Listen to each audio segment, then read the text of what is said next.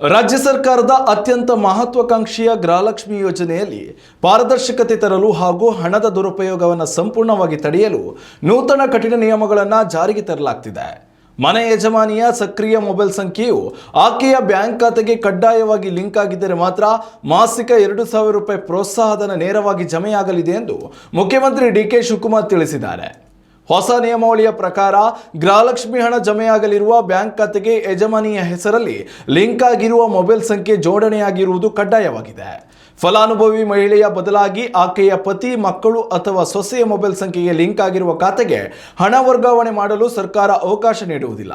ನಕಲಿ ಖಾತೆಗಳನ್ನು ಹಾಗೂ ಮರಣ ಹೊಂದಿದವರ ಹೆಸರಿನಲ್ಲಿ ಹಣ ಲೂಟಿಯಾಗುವುದನ್ನು ತಡೆಯಲು ಶೀಘ್ರದಲ್ಲೇ ಬಯೋಮೆಟ್ರಿಕ್ ಅಥವಾ ಮುಖದ ಗುರುತು ದೃಢೀಕರಣ ಪ್ರಕ್ರಿಯೆಯನ್ನು ಕಡ್ಡಾಯಗೊಳಿಸಲು ಸಚಿವ ಸಂಪುಟ ಸಭೆಯಲ್ಲಿ ತೀರ್ಮಾನಿಸಲಾಗಿದೆ. ಈ ಎಲ್ಲ ಪರಿಷ್ಕೃತ ಸುರಕ್ಷತಾ ನಿಯಮಗಳನ್ನು ಒಳಗೊಂಡ ಹೊಸ ಅರ್ಜಿ ನಮೂನೆಗಳನ್ನು ಸರ್ಕಾರವು ಶೀಘ್ರದಲ್ಲೇ ವಿತರಿಸಲಿದೆ ಎಂದು ಸ್ವತಃ ಸಿಎಂ ಡಿ.ಕೆ. ಶಿವಕುಮಾರ್ ಹೇಳಿದ್ದಾರೆ.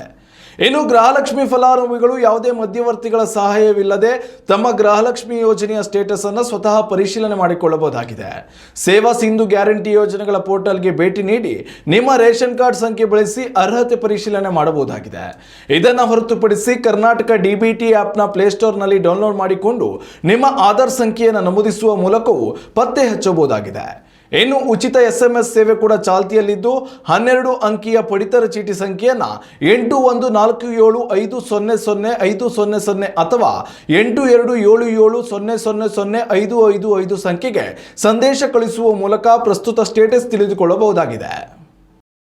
ಉತ್ತಮ ಸಂಸ್ಕಾರಯುತ ಶಿಕ್ಷಣದೊಂದಿಗೆ VSS English medium CBSE school Udupi Muddur.